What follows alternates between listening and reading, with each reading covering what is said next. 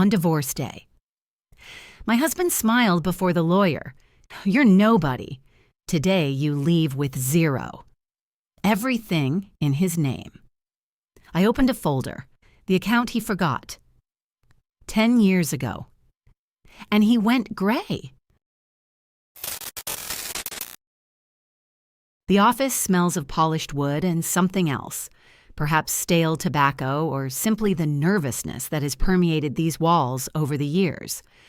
I sit across from Randall, and between us is a massive dark oak table, behind which sits Maureen Gates, his lawyer.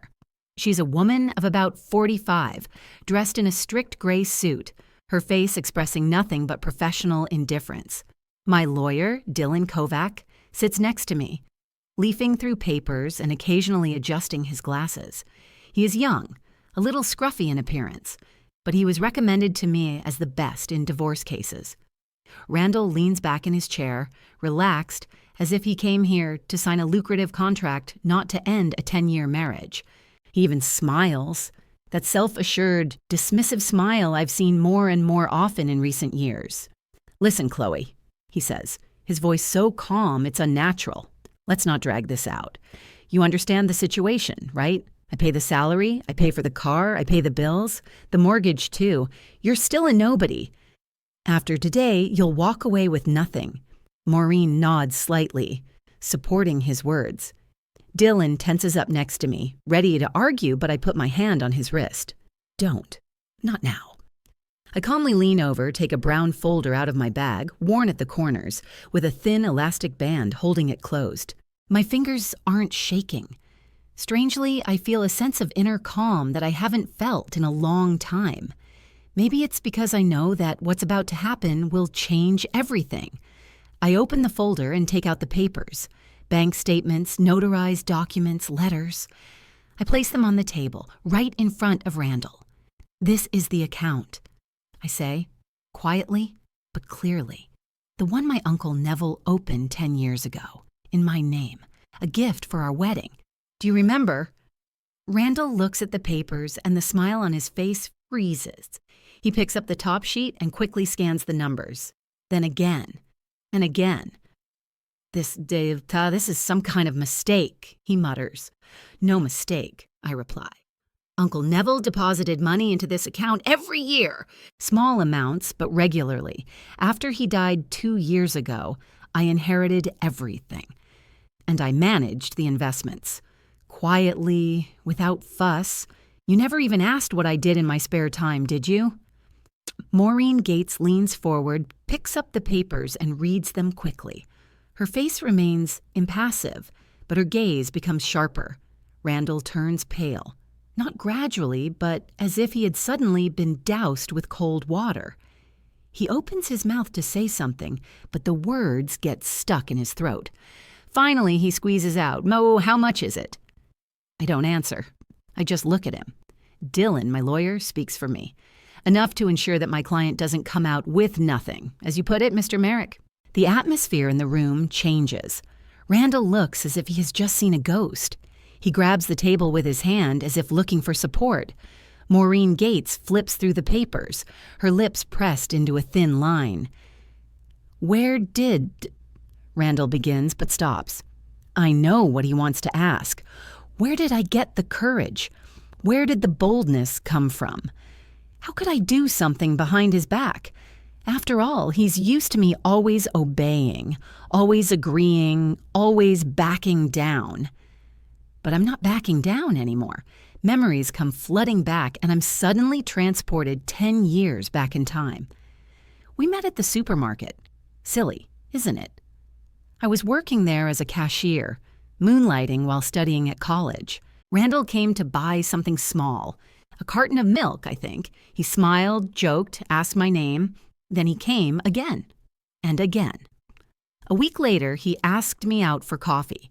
He was charming, attentive. He said I was special, that he saw something in me that others didn't see. I believed him then. I believed in a lot of things back then. A year later, we got married. It was a small wedding, just our closest friends and family. Uncle Neville came from another state, brought an envelope with a check, and said, Chloe, open a separate account. Let it be yours alone, just in case. I didn't understand what he meant at the time. Randall didn't pay attention either. He was busy talking to guests and planning our future. I opened an account, put my uncle's money in it, and forgot about it. Randall changed gradually. At first, it was little things. Maybe you shouldn't dress like that for work, or are you sure you want another piece of cake? Then it became more. He started deciding where we would go on weekends, what we would watch on TV, who I would talk to. When Jessica was born, he finally took control. You're a mother. Your job is to be at home. You don't understand finances. I pay the bills myself. Why do you even want to work? Isn't the money I give you enough? I lost myself somewhere in all this. I became a shadow. But Uncle Neville didn't forget. Every year, on my birthday, he would send me money, small amounts, $100, $200, sometimes more. And he always wrote in the letter, "Don't forget that you are a smart girl, Chloe. Don't let anyone convince you otherwise." After his death, I inherited a little more. And then something clicked in me. I started reading about investing, about how to grow money. In the evenings, when Randall was watching football or sitting in his study, I studied charts and analyzed stocks. It was my little secret life. And now that secret life has become my salvation. Randall finally finds his voice. You hid this from me," he says, anger creeping into his voice. "This is cheating, Chloe. We're married. You should have told me." Maureen Gates intervenes. "Mr. Merrick is right. Hiding assets in a marriage can be considered—" "The account was opened before the marriage," Dylan interrupts her, "and all contributions were made from funds that were not related to the joint property of the spouses. Everything is above board, Miss Gates. You know that very well." Maureen falls silent, but her gaze becomes even colder. Randall looks at me as if he is seeing me for the first time, or as if he has just realized that I am not the person he thought I was. His face reddens, his hands clench into fists. "Do you think that will change anything?" he hisses. "Do you think a few thousand in the account will make you someone?" "Not a few thousand," I reply quietly. "And yes, I think it will make a difference." He suddenly stands up and pounds his fist on the table. Dylan also stands up, ready to intervene, but Randall just stands there, breathing heavily, looking down at me. "You'll regret this," he says. "I swear to you, Chloe, you'll regret it." Then he turns abruptly to Maureen, leans over, and whispers something quickly in her ear. She nods, makes a note in her notebook. Then she looks up at me, and there is something predatory in her eyes. "We'll see you in court, Mrs. Merrick," she says coldly, "and there will be a discussion about custody of your daughter. We have reason to believe that you are not stable enough to raise a child on your own." My stomach clenches with fear for Jessica. They want to take Jessica away from me. That's why he wanted to leave me with nothing, so I wouldn't have a chance to keep her. "We'll see you in court," Randall says firmly. He walks to the door without looking back. Maureen gathers her papers, gives me one last cold look, and follows him out. And I remain sitting in this office, realizing that the real battle is just beginning. The first 2 years of marriage were like a fairy tale, at least that's what I told myself. We rented a small apartment on the outskirts of town. I worked as a logistics coordinator for a transportation company. Randall had just been promoted to real estate inspector for the municipality. We made plans for the future, talked about children, about the house we would buy someday.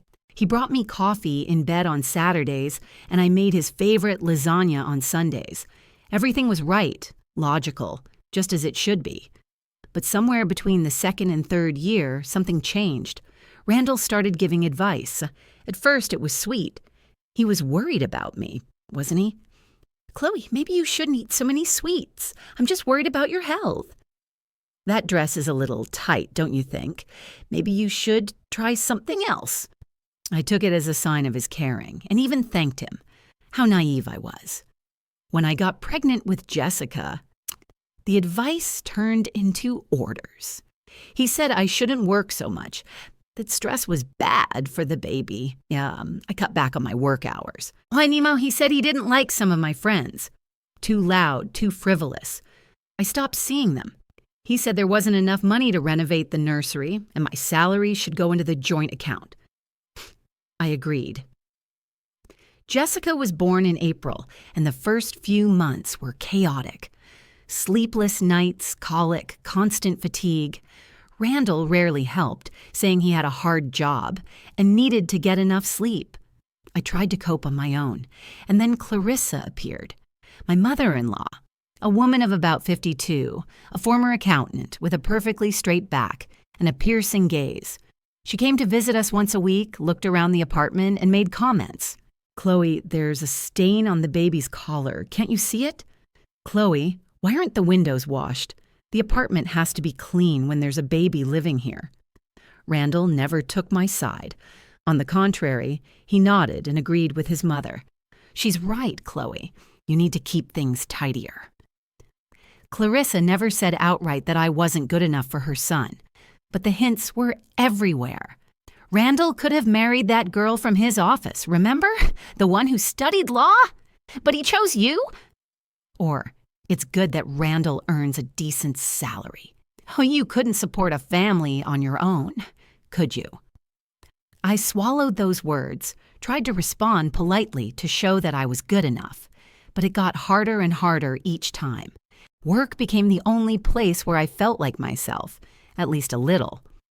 I returned to my position as logistics coordinator when Jessica turned 1. The company is small, the atmosphere is calm. My responsibilities are to track deliveries, communicate with drivers and customers, and make schedules. It was monotonous, but I was always diligent. My colleagues liked me and often asked me to help with small things, and I never refused. But no one took me seriously.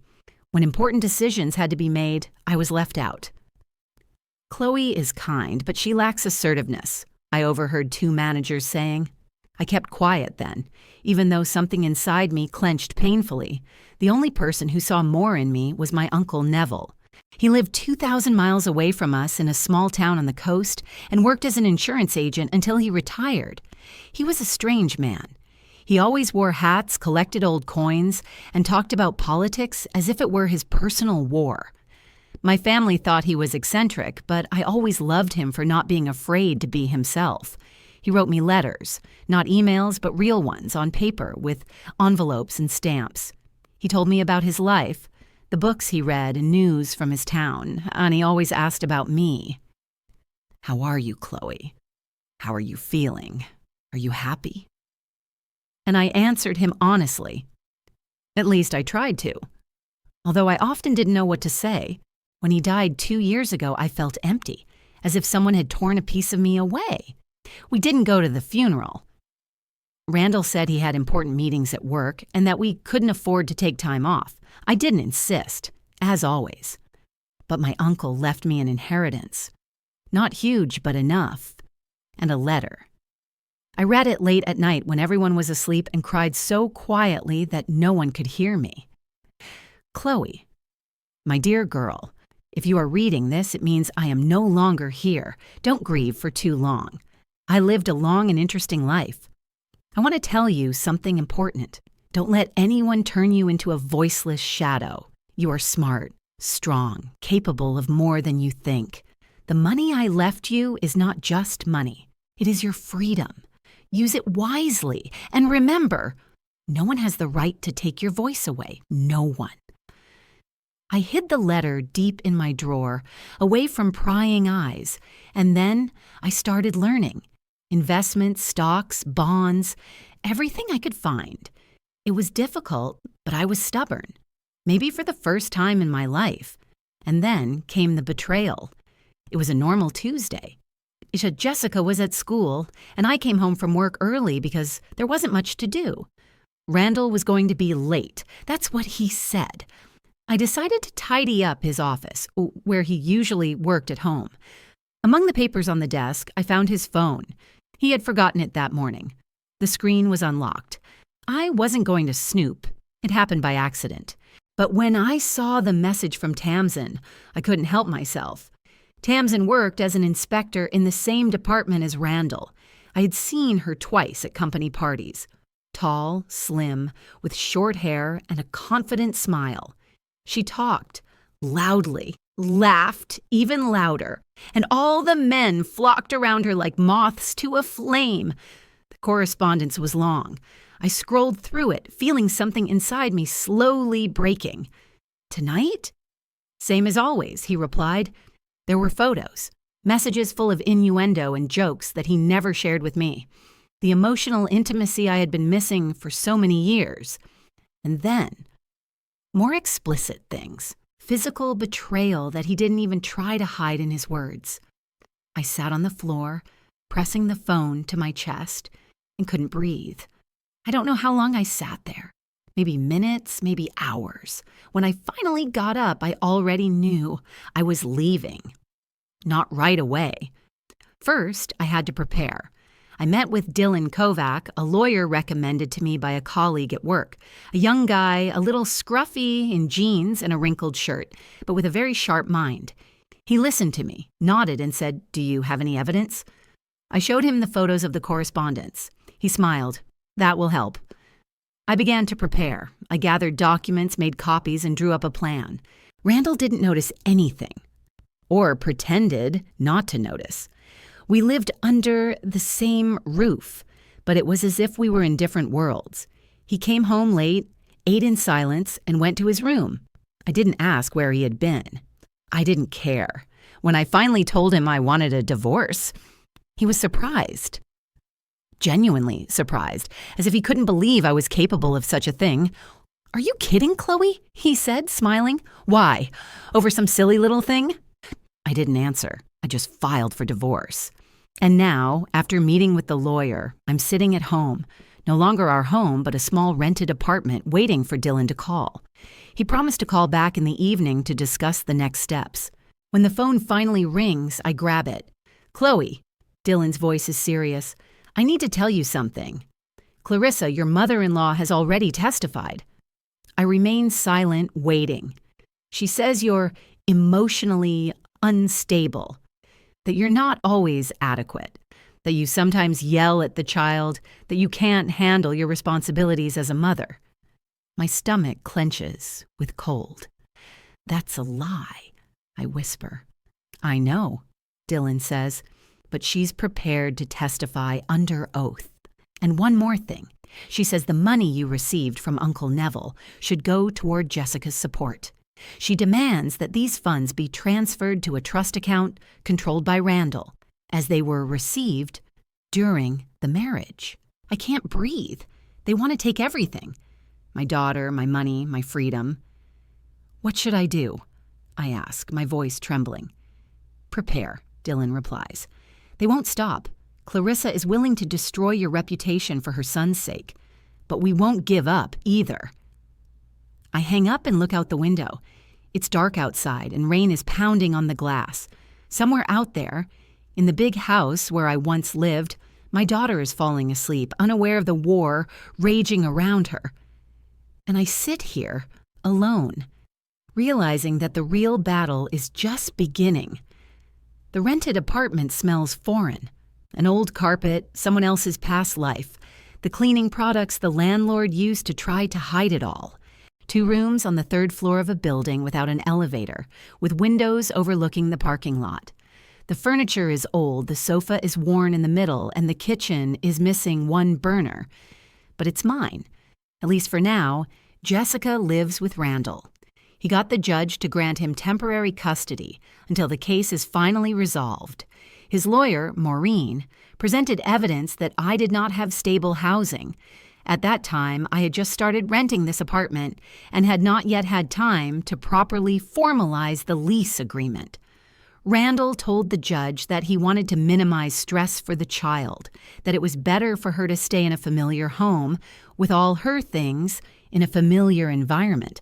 The judge agreed, and I was allowed to see my daughter every other day for 3 hours. 3 hours, 180 minutes, 10,800 seconds. I count every one. Today is Wednesday, and Jessica will arrive at 5 in the evening. Randall will bring her himself, as always. He doesn't trust me to pick her up from school, even though I have the legal right to do so. He says it confuses the child, that it's better when everything is organized through him. I don't argue, for now. The doorbell rings at exactly 5 o'clock. I open the door, and Jessica is standing on the threshold with a pink backpack on her shoulders. She is 7 years old, her long dark hair tied back in a ponytail, her large brown eyes looking at me with a caution that wasn't there before. Behind her is Randall in his gray raincoat, his face expressionless. "Hi, sweetie," I say, crouching down to her level. Jessica doesn't throw herself into my arms like she used to. She just walks inside slowly as if she's not sure she wants to be here. "Bring her back at 8, Randall says without looking at me. "I know," I reply. He leaves, the door closes, and we are left alone. Jessica looks around the apartment, her gaze lingering on the old sofa, on the table where I've placed a plate of cookies, her favorite, with chocolate chips. "It's a little small," she says quietly. "Yes," I agree, "but it's cozy. Would you like some cookies?" She nods and sits down at the table. I pour her some milk and sit down across from her. We eat in silence, and the silence is so heavy that I want to cry. But I can't. Not in front of her. "Mom," she finally says without looking up, "why did you leave?" I freeze. I knew this question would come sooner or later, but I'm still not ready. "It's hard to explain, Jessie," I say carefully. "Sometimes grown-ups can't live together. That doesn't mean we don't love you." "Dad says you abandoned us." Her voice is quiet, but the words hit like stones. "He says you wanted to be alone." I clench my hands under the table so she can't see them shaking. "That's not true, Jessie. I would never abandon you. I had to go. But you're always with me, in my heart."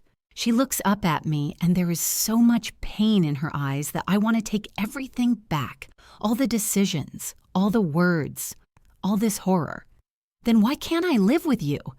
I don't have an answer that won't hurt her even more. For the next 3 hours, we try to play board games and watch cartoons, but the atmosphere remains tense. Jessica answers briefly, doesn't laugh, doesn't talk about school like she used to. She has put up a wall between us, and I don't know how to break through it. When I try to ask her about her day, she just nods or stays silent. When I suggest we draw something together, she says she's tired. I feel her drifting further and further away from me, and there's nothing I can do about it. When Randall arrives to pick her up, Jessica quickly gathers her things, as if she wants to leave as soon as possible. I hug her goodbye, but she doesn't hug me back, just stands there, frozen, until I let go. After they leave, I sit on the floor and cry, quietly so the neighbors won't hear. Randall and Clarissa have already filed a petition for Uncle Neville's estate. Their position is simple. The money should go to Jessica's support since Chloe has not proven that she can support the child on her own. Dylan says it's nonsense, that the law is on my side, but the trial is slow, and every day of uncertainty eats away at me. They want at least half. Clarissa personally wrote a statement claiming that I am wasteful, that I don't know how to handle money, that Uncle Neville did not foresee that I would get divorced and leave my daughter without a father. It's all lies, but lies put on paper look convincing. In the statement, she even mentions that I allegedly spent money on unnecessary things, when in fact I hardly allowed myself anything except the most necessary expenses. She writes that I am emotionally unstable and that my impulsive decisions could harm Jessica's financial future. I meet Dylan in his office, a small room above a coffee shop that smells of coffee and old books. He sits at a desk covered with papers and looks tired. His glasses have slipped down his nose, his shirt is wrinkled, but his eyes remain sharp and attentive. "They won't back down," he says bluntly. "Clarissa is persistent, and Randall uses every opportunity to pressure you, but we have a chance. We just have to hold on." "What if I can't hold on?"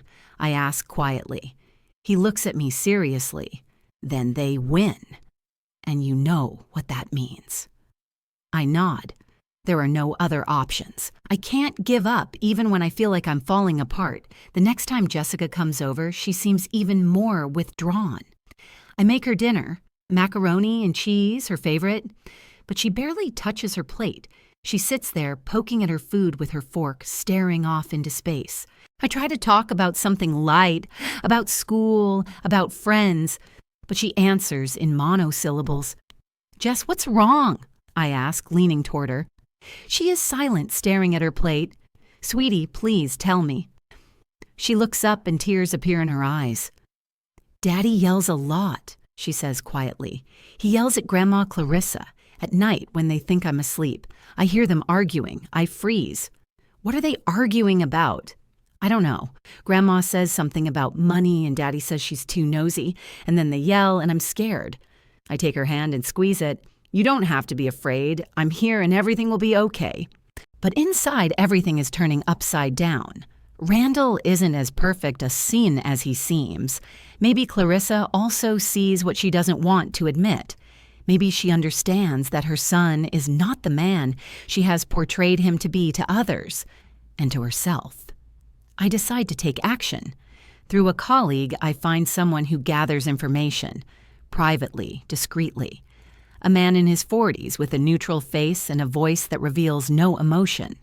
We meet in a cafe on the outskirts of town. He listens to me, nods, and quotes a price. I pay in cash.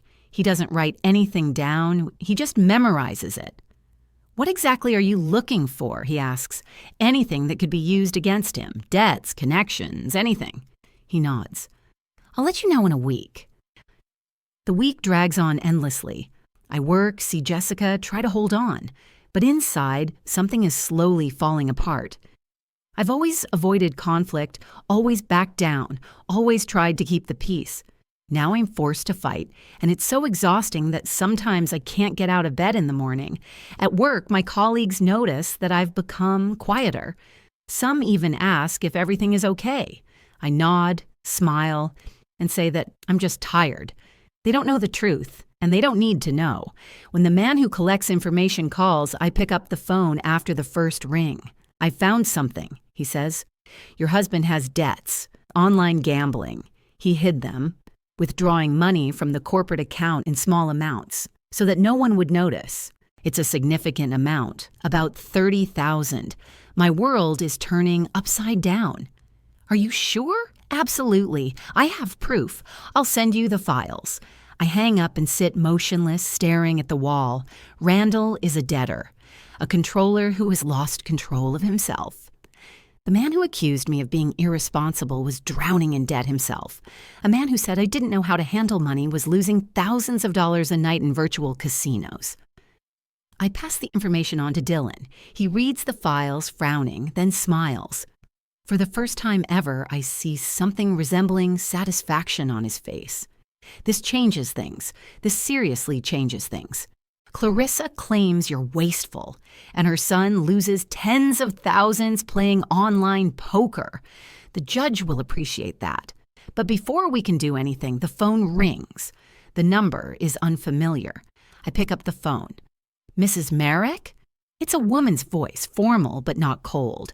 "This is Lauren Gage, Jessica's school principal. I need to talk to you." My heart sinks. "What's wrong?" Jessica drew a picture in art class. The teacher showed it to the school's psychologist, and we think it needs attention. "What kind of drawing?" Two adults who look like a man and a woman are fighting. Between them is a little girl. The psychologist says it could be a sign of stress related to family conflict. We recommend family counseling for both parents and the child before things go too far. I can't breathe. I'll come to the school. When? Tomorrow morning at 9 o'clock. We also contacted the child's father. He refused to come. He said he was busy and that we were overreacting. I squeeze the phone so hard that my fingers turn white. "Thank you. I'll be there." I hang up and realize Randall has refused. He refused to come, to admit that his daughter is suffering. And that could be new evidence. Proof that he doesn't care. I pick up my phone and write a short message to Dylan. Call me urgent. And then I sit in the darkness of my small apartment and think about Jessica, about how she draws her parents fighting, and about how I couldn't protect her. Not yet. The courtroom smells of old wood and tension again. I sit next to Dylan at the table, clasping my hands on my knees, trying to breathe evenly. What's opposite us are Randall and Maureen Gates, his lawyer. He looks confident in his dark suit, his back straight, his face calm, as if he's not here at a custody hearing for his own child, but at another work meeting. Maureen whispers something to him, and he nods without looking in my direction. Behind us, in the audience, sits Clarissa. My mother-in-law is dressed conservatively, in a gray blouse with a closed collar, her hair pulled back into a low bun. She looks at me as if I have stolen something from her. Perhaps in her mind I have. I have taken away the illusion of her perfect son. Judge Eloise Grimsby enters the courtroom and everyone stands. She's a woman of about 58, with short gray hair, thin-rimmed glasses, and a face that reveals nothing. She sits down, and we sit down after her. She looks through the papers, then looks up. The case of custody of the minor Jessica Merrick, she says. I ask the parties to present their evidence. Maureen Gates stands up first. She speaks confidently, clearly, presenting Randall's position. He is a stable father, has a steady job, provides the child with everything she needs. While Chloe, on the contrary, is emotionally unstable, does not have adequate living conditions, and hid financial assets from her husband. She says this as if I were a criminal, not a mother trying to survive. Maureen describes me as a person who acted selfishly, without thinking about the needs of the child, who suddenly decided to destroy the family for no apparent reason. Her words fall into the silence of the hall, and I feel my stomach tighten. Then Clarissa is called. My mother-in-law walks up to the witness stand, sits down, puts her hands on her knees. Perfect posture, perfect expression. She swears to tell the truth. Maureen asks her questions, and Clarissa answers calmly, methodically. She says that I was often nervous, that I yelled at Jessica when she didn't listen, that she saw me lose control during family dinners, that she worried about her granddaughter because I couldn't handle my responsibilities as a mother. She gives specific examples, that I allegedly forgot to pick Jessica up from school once, that I allegedly didn't make dinner when the child was hungry, that I allegedly yelled at her for spilling milk. Each example sounds plausible, although in reality they are either distorted facts or complete fabrications. I listen to this, and inside I feel a tightening of injustice. It's a lie. I never yelled at Jessica the way she describes. I never lost control.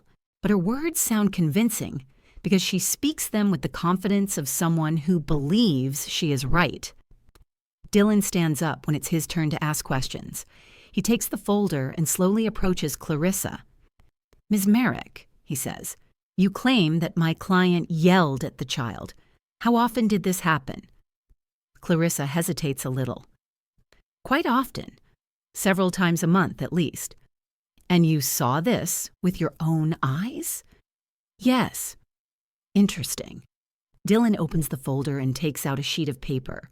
I have here the testimony of the Merrick family's neighbors, 3 people who live in the same building. None of them heard shouting from the apartment. Instead, one of them recalls hearing a male voice, similar to your son's, raising his voice repeatedly. How would you comment on that? Clarissa turns pale and presses her lips together. Maybe they're wrong. Maybe, Dylan agrees. Or maybe you're wrong. One more question. You claimed that Chloe was not coping with her responsibilities as a mother.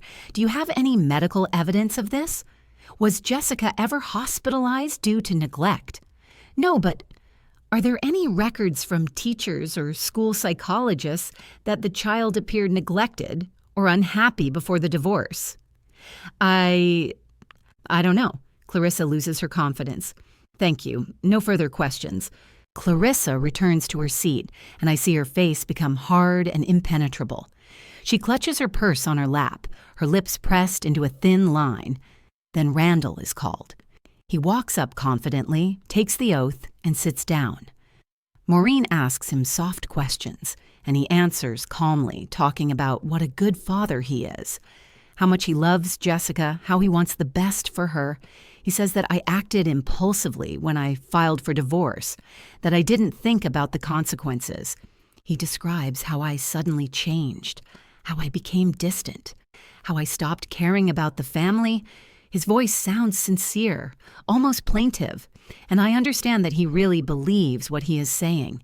In his view of the world, he is the victim, and I am the one who ruined everything. Then the courtroom door opens and a woman walks in. She's tall, slender, with short dark hair. Who is she? I freeze. The woman walks over to the clerk's desk and says something quickly. Judge Grimsby frowns, then looks at Maureen. "We have an unexpected witness," says the judge.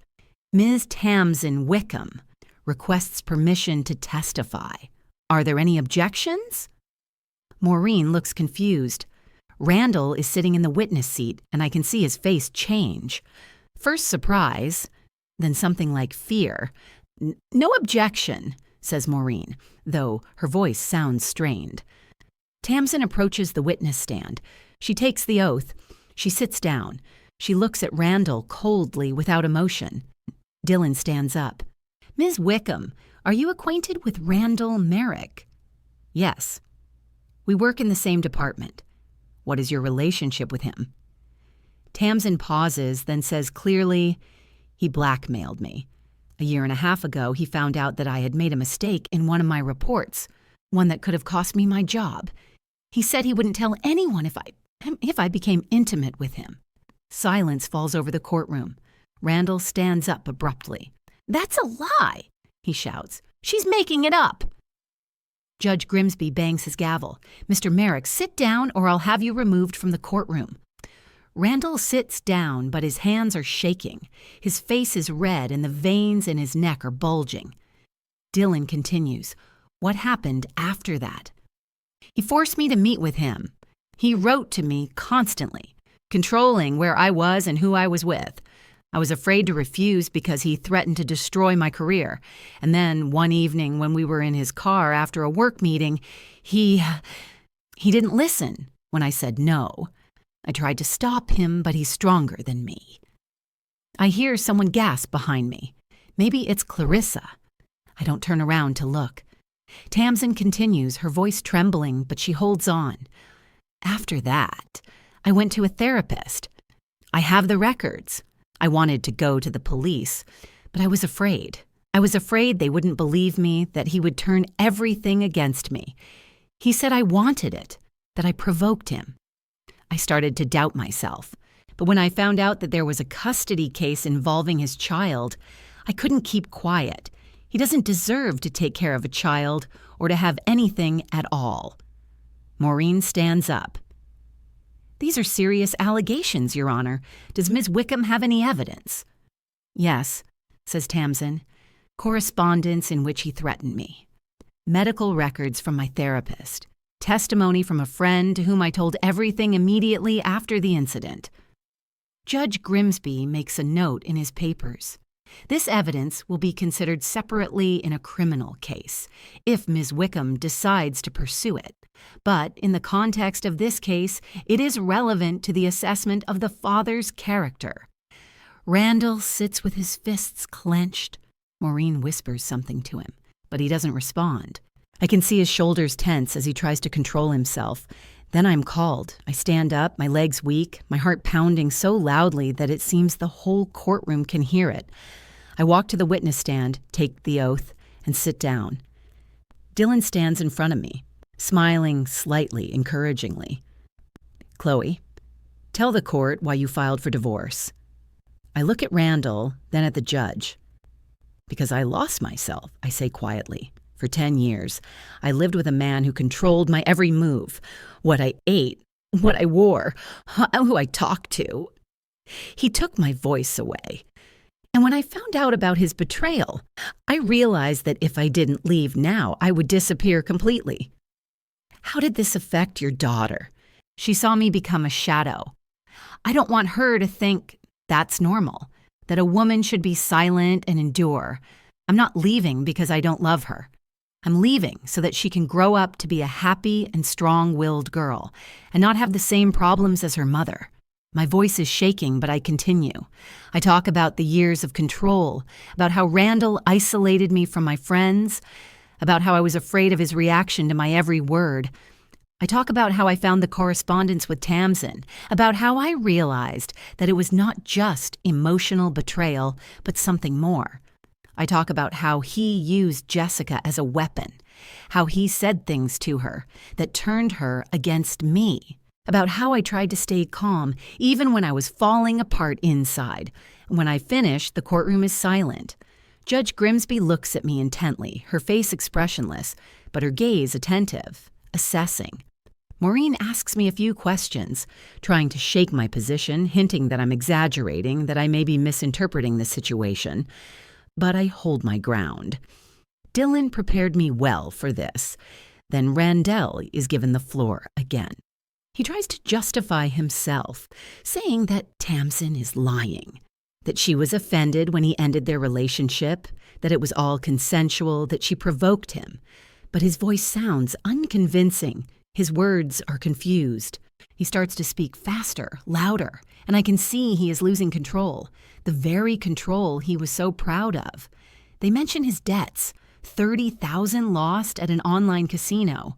Maureen tries to downplay it, saying it's a personal matter that has nothing to do with raising a child. But Dylan counters. Can a person who can't control their own finances control the life and finances of a child? They mention his refusal to come to school when Jessica drew a disturbing picture. They recall the neighbor's testimony about the screaming coming from the apartment.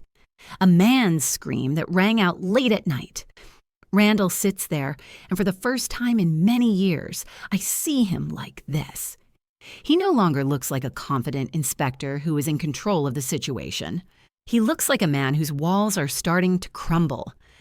Judge Grimsby adjourns the case for deliberation. We wait for 20 minutes that seem like an eternity.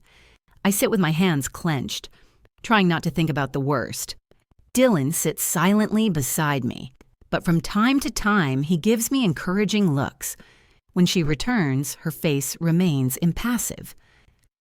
Given the seriousness of the allegations made by Ms. Wickham, I am postponing a final decision on custody until the criminal investigation is complete.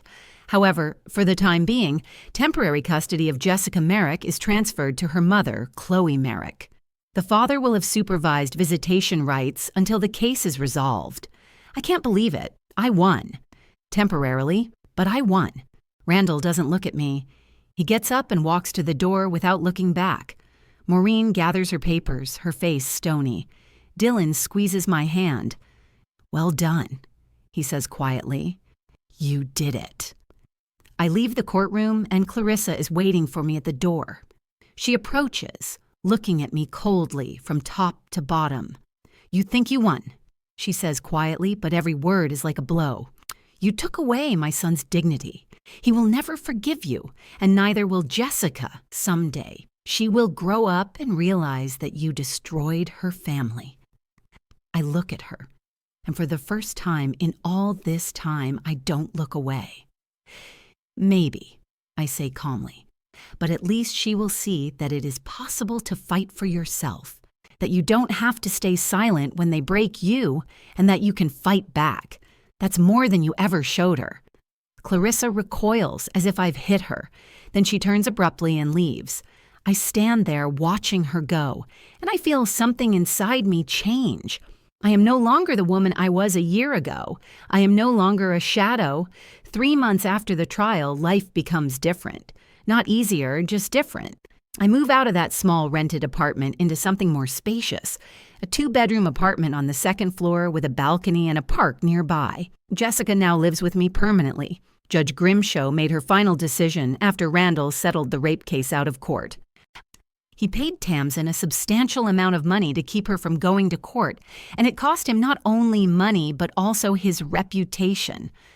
Questions started being asked at work, and although nothing was officially proven, the gossipers did their job. I now have full custody of Jessica. Randall has the right to see her once a week, but only under the supervision of a social worker. That was the court's condition until he completes mandatory therapy. He's not trying very hard.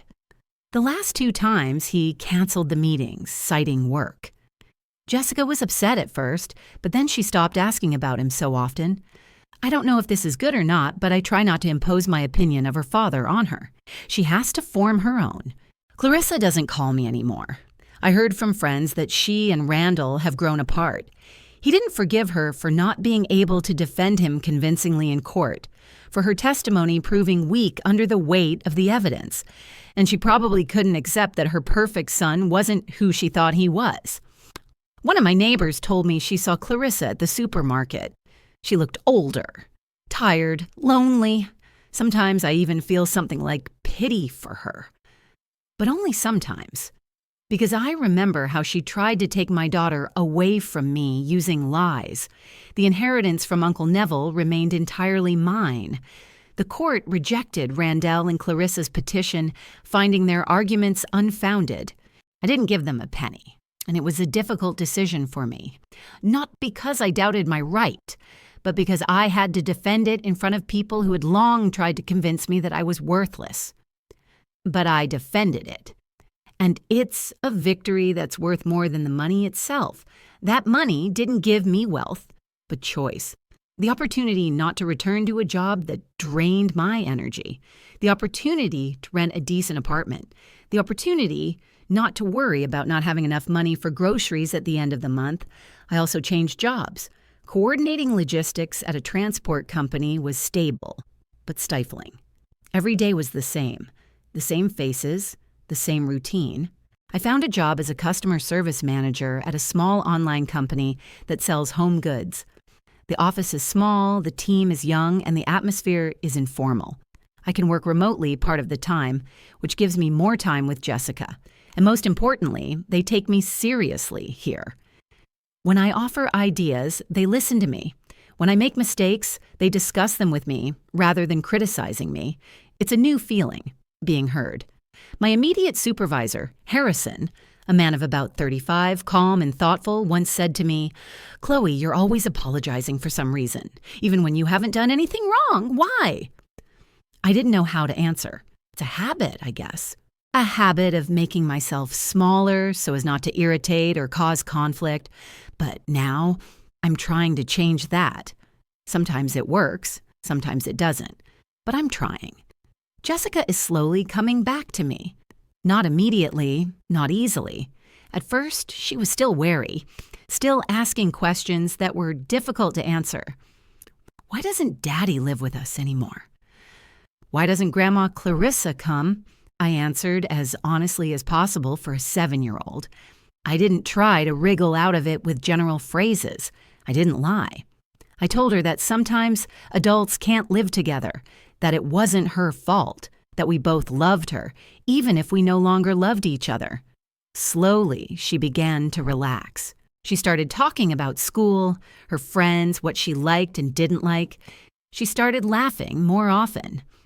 One evening, as we sat together on the couch watching a cartoon, she snuggled up to me and whispered, "Mommy, I like it here." I hugged her tighter and couldn't hold back my tears. But these were different tears. Not from pain, but from relief. We started new traditions. Friday nights are our pizza nights, when we order food and watch a movie together. Saturday mornings are for pancakes, which we make together, even though the kitchen looks like a hurricane hit it afterwards. Sundays are for walks in the park or trips to the library, where Jessica picks out new books. These little rituals give us both a sense of stability that we've been missing. Randall rarely shows up in our lives. When he comes to meet with Jessica, I hand her over to the social worker who accompanies their visits and leave. I don't stay. I don't try to control. It's hard, but it's necessary. For me, for her, even for him. Our relationship is cold and formal. We exchange only the necessary information, schedules, the child's health, school events. Nothing more. I don't feel anger toward him. More like a kind of emptiness, like after an illness, when the body is exhausted but the infection is gone. One Saturday morning, when Jessica was at school for extra art classes, I finally opened the last letter from Uncle Neville, the one I found after his death, along with his will, but never dared to read to the end. I put it aside then because I wasn't ready. Now I'm sitting on the balcony with a cup of coffee, holding a yellowed envelope in my hands, and I feel that now is the time. I open it. My uncle's handwriting is familiar, a little sloppy. The letters slanted to the right. I read slowly, thoughtfully. Chloe, my dear girl, if you are reading this letter, it means that I am gone and you are left behind. And that's okay. Life must go on, even when one of us is no longer here. I always saw something special in you. Not talent, not genius. Something simpler and at the same time rarer. You knew how to listen. You knew how to see people as they really are. But somewhere along the way, you forgot that you also need to see yourself. You began to dissolve into others, to become a shadow. I don't know what will happen to your life after I'm gone, but I know one thing. The money I'm leaving you isn't just money. It's your opportunity to choose, the opportunity to say no when you need to. The opportunity to leave if staying means losing yourself. Don't be afraid to be strong, Chloe. Strength is not fists, not a loud voice. It is the ability to know your worth and not let anyone knock you down. It is the ability to love but not to dissolve. It is the ability to fight, even when you are afraid. I believed in you even when you didn't believe in yourself. I hope that someday you will believe too. And when that happens, you will realize that you have always been strong enough, you just didn't know it. With love, Uncle Neville. I fold the letter and put it back in the envelope. I sit and look at the park outside the window, where the trees are just beginning to turn green after winter. I feel something inside me let go. The last clamp, the last crumb of doubt. Uncle Neville was right. I was always stronger than I thought. I just had to go through the pain to realize it. In the evening, when Jessica comes home from school, we make dinner together. She talks about how she drew flowers in class, how her teacher liked her work, how she got a star sticker for her diligence. Then, as we sit at the table eating spaghetti, she suddenly asks, "Mom, will you ever fall in love again?" I freeze with my fork halfway to my mouth. I didn't expect that question. "Why do you ask, sweetie?" She shrugs. "Just curious. Emily from my class has a new boyfriend. He comes to their house and they watch movies together. He also makes her breakfast." I put down my fork and look at her intently. "I don't know," I say honestly. "Maybe someday, but right now I'm not thinking about that. Right now it's more important for me to learn to be myself. Do you understand? I spent so long being who others wanted me to be that I forgot who I really am." She nods, although she probably doesn't fully understand. "But one thing I know for sure," I add. "If I ever fall in love again, it will be with someone who doesn't try to make me smaller. Someone with whom I won't lose myself, because I will never lose myself for someone else again." Jessica smiles. "That's good, Mom. I like it when you're happy." "Thank you, sweetie. I want you to be happy, too." "I am happy," she says simply, and returns to her spaghetti. And I believe her. We spend the weekend together. We go to the park, feed the ducks, walk along the paths. Jessica runs ahead, her laughter echoing in the cool air. And I watch her, feeling something like happiness. Not the euphoric, fairy tale happiness promised in movies, but the quiet, real kind that comes when you can finally breathe deeply. We sit down on a bench near the playground. Jessica runs to the swings, and I watch her swing higher and higher, her hair blowing in the wind. She shouts, "Mommy, look how high!" And I look, smile, and wave to her. Another mother, sitting on the bench next to us with a baby in her arms, smiles at me. We exchange a nod, a silent acknowledgement of motherhood, its joys and difficulties. I didn't become a rich princess. I didn't find a new perfect husband who would save me from all my problems. I didn't suddenly become rich. My life didn't turn into a fairy tale. There are days when I'm so tired that I can barely get out of bed. There are nights when I lie awake worrying about bills, work, and Jessica's future. But I became a woman who learned her own worth, who learned to say no, who can look at herself in the mirror and not feel ashamed. And maybe that's the most important thing. I look at Jessica laughing, carefree, and happy, and I realize that freedom isn't about the money in your bank account or revenge on your ex-husband or a new love. Freedom is when you can speak your own voice and not be afraid of being punished for it. When you know you are worthy of love, respect, and attention, and you don't let anyone convince you otherwise. I think about Uncle Neville, about his words, about how he believed in me even when I didn't believe in myself. And now, sitting on this bench, looking at my daughter, I finally believe it too. Jessica runs up to me, her cheeks pink from the wind, her eyes shining. "Mom, let's go for another walk. Can we go to the lake?" "Of course, sweetheart," I reply, taking her by the hand. And we walk on together into a future that now belongs to both of us. It's not perfect, it's not easy, but it's ours, and that's enough. We walk slowly. Jessica shows me the pebbles she finds, tells me about the clouds that remind her of different animals. I listen, smile, feel the warmth of her little hand in mine. At the lake, we feed the ducks breadcrumbs that I thoughtfully brought from home. Jessica laughs as the ducks jostle each other, trying to get more food. One particularly bold duckling comes very close, and Jessica carefully feeds it a crumb right from her hand. "Mom, look, it's not afraid of me." "I see, sweetie, you're very gentle with it." When we return home, the sun is already setting, painting the sky in shades of orange and pink. There's a message from Dylan on my phone. "Hi, Chloe. How are you? Maybe we could grab coffee this weekend, just to talk." I look at the message and smile. I don't reply right away. For now, I just leave it there, in limbo. Maybe I'll say yes. Maybe I'll say no. But for the first time in many years, it's my choice. And that changes everything. Jessica pulls my hand. "Mom, let's hurry. I want to show you the drawing I made today." "Let's go," I say. And we walk home, together, free.